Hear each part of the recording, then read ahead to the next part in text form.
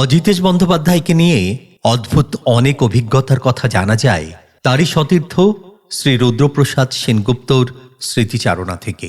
রুদ্রপ্রসাদ সেনগুপ্ত বিভিন্ন সময়ে বিভিন্ন জায়গায় স্বীকার করে নিয়েছেন অজিতেশ বন্দ্যোপাধ্যায় তার জীবনের একটি অত্যন্ত গুরুত্বপূর্ণ অধ্যায়।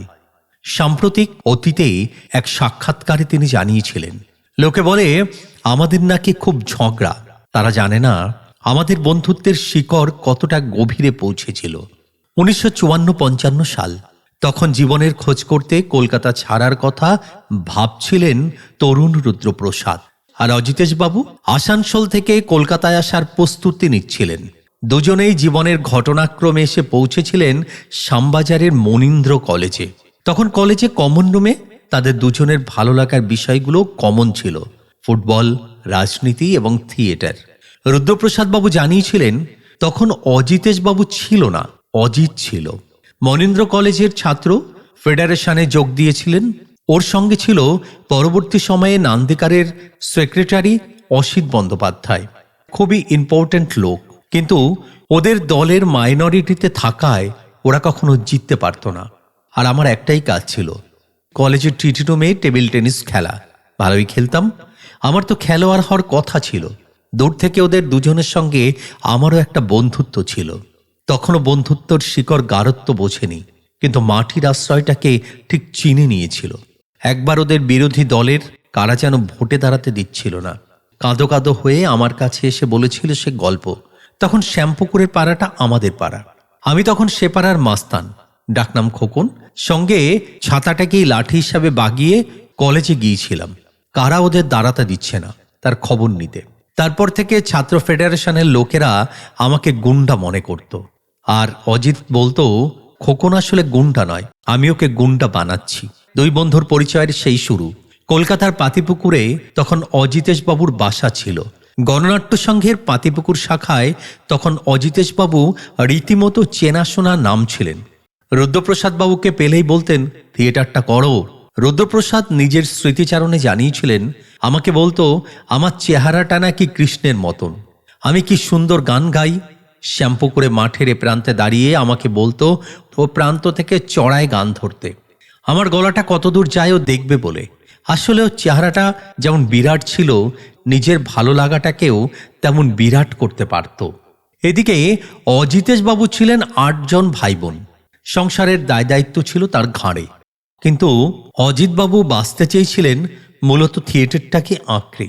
বেঁধে থাকবেন বলে রুদ্রপ্রসাদ বাবুও ঘর ছেড়ে অজিতেশবাবুর সঙ্গে দিবারাত্রি কাব্যে মন দিয়েছিলেন।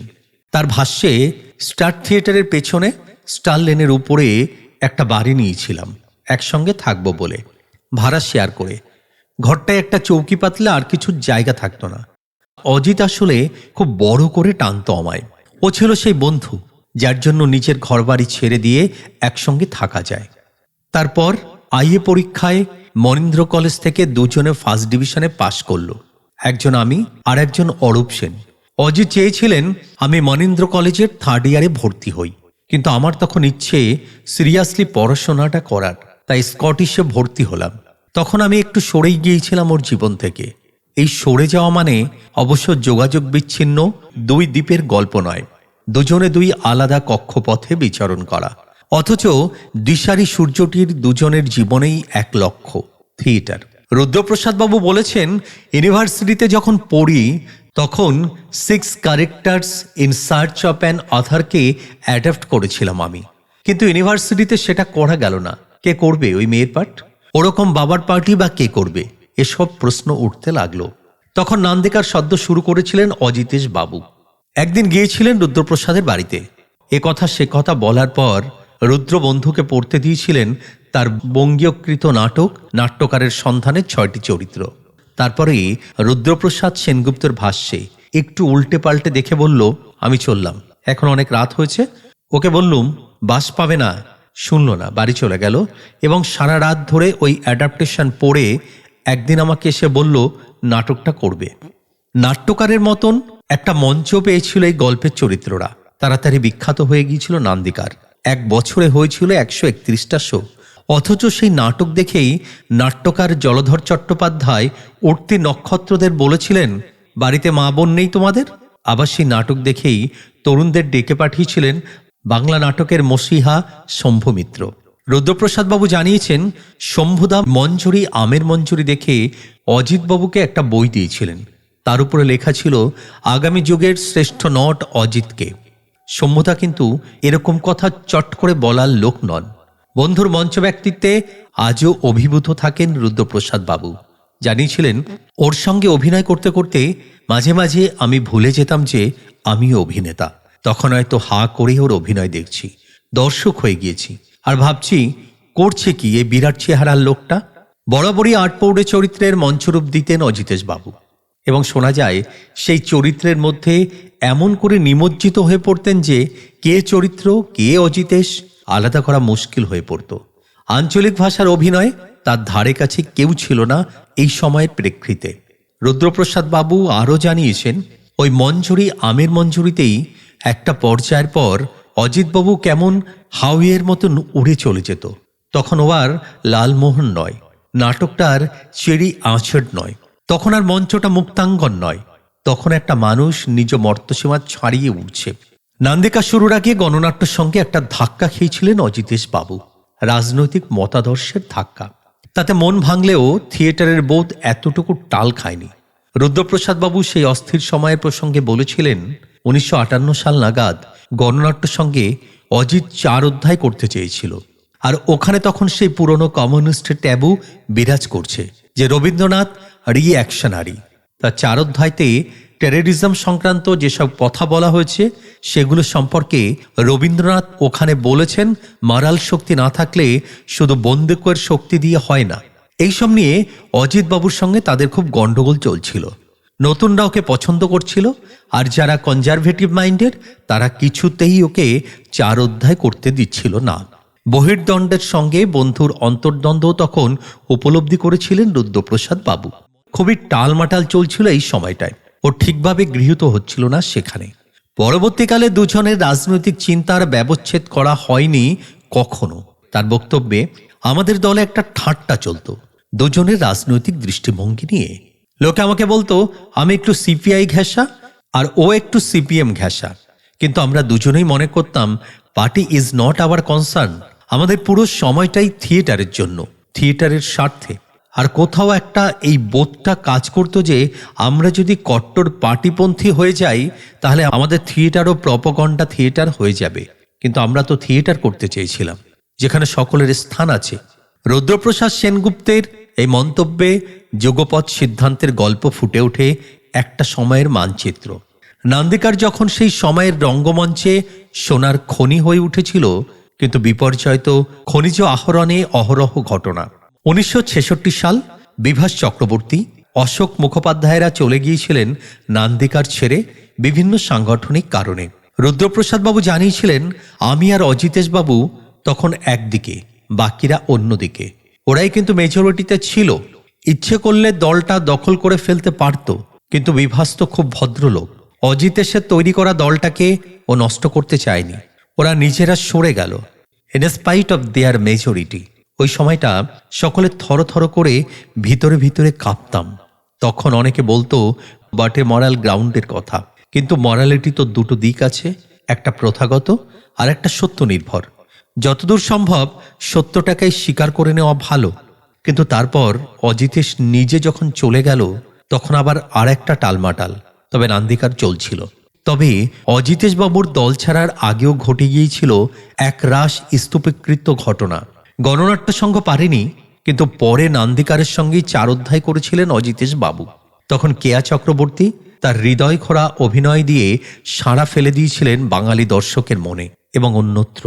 অজিতেশ বাবুর 4 অধ্যায়ে তিনি ছিলেন এলা, আর অজিতেশ বাবু হয়েছিলেন অতীন্দ্র। রুদ্রপ্রসাদ জানিয়েছিলেন কেয়া থিয়েটারের গুরু মানত অজিতেশ বাবুকে, আর আমি ছিলাম ওর প্রেমিক, ওর স্বামী। কত ধুলোবালি জমেছে আপাত নিরুচ্চার সেই প্রেমজ বয়ানের উপর, অথচ অজিতেশ, কেয়া, রুদ্রপ্রসাদ তখন থিয়েটার জগতের ডাইনামিক ট্রায়ো হয়ে গিয়েছিল। রুদ্রপ্রসাদ জানিয়েছিলেন একটা খুব ভালো কম্বিনেশন তৈরি হয়েছিল তখন, কেয়া, অজিতেশ, আমি। আসলে থিয়েটার সাংগঠনিক দক্ষতা আর শৈল্পিক প্রতিভা দুটোরই প্রয়োজন। কোনোটাই বেশি গুরুত্বপূর্ণ নয়, কিন্তু গোলমালটা হয় যখন শিল্পী মনে করেন তিনিই সর্বাধিক গুরুত্বপূর্ণ। সেরকম একটা টেনশন আমাদের মধ্যেও শুরু হয়েছিল সম্ভবত 1977 সালে। তখন নন্দিকারে সবে সরকারি অনুদান আসা শুরু হয়েছে, কিন্তু সরকারের ছেলে মানুষের নির্দেশ দল থেকে 1 বছরে 3টে প্রযোজনা নামানোর নিয়মও জারি করা হয়েছিল। এদিকে ভালো নাটক করার ইস্তেহারও সকলের মনে মনে গেঁথেছিল। দলের সিদ্ধান্তে রুদ্রপ্রসাদ বাবু সেবারের নির্দেশনায় ফুটবল মঞ্চস্থ করেছিল। এটি ছিল সফলতম নাটকগুলোর মধ্যে একটি। রুদ্রপ্রসাদ বাবুর ভাষ্যে তখন দলের মধ্যে একটা চাপা গুঞ্জন চলত, ফুটবল করে রুদ্রবাবুর বেশ নাম হয়েছে, এবার রুদ্রবোধ হয় দলটা দখল করে নেবে। অজিত একটা দোলাচলে থাকতো বলে লক্ষ্য করেছিলাম আমি আর কেয়া। তারপর কেয়ার কথাতেই একবার মাঝরাতে আমরা দুজন অজিতেশের বাড়িতে কড়া নেড়েছিলাম, ওকে বলতে যে সব ঠিক আছে, আমরা ওর সঙ্গেই আছি, কারণ আমাদের সম্পর্কটাই ওই ভালোবাসা ছিল। কিন্তু ঘটনাচক্রে 77 সালেই দল ছেড়েছিলেন অজিতেশ। নিজের দল নান্দেমুখ গড়ে নিয়েছিলেন ভাঙনের টুকরো টুকরোগুলো জড়ো করে। অজিতেশ বাবুর শিল্পীসত্তার বিস্তার ছিল বটবৃক্ষের মতন, ফলে কোনো একটা শিল্প মাধ্যমে নিজের প্রতিভার বিচ্ছুরণ ঘটাবেন না এমনটা কিছুতেই সম্ভব হতো না। 60-এর দশক নাগাদ সিনেমায় কাজ করা শুরু করে দিয়েছিলেন অজিতেশ বাবু। প্রায় 50টা ছবিতে কাজ করে ফেলেছিলেন তিনি, যার মধ্যে হিন্দি ছবির সংখ্যাও নেহাত কম নয়। কুহেলি, সত্যভূষণ বা হাটে বাজারের লক্ষ্মণ লালকে কে ভুলতে পারে। তরুণ মজুমদার যখন তারাশঙ্করের উপন্যাস থেকে পর্দার জন্য গণদেবতা করেছিলেন, অজিতেশ বাবু তো সেখানে ছিলেন।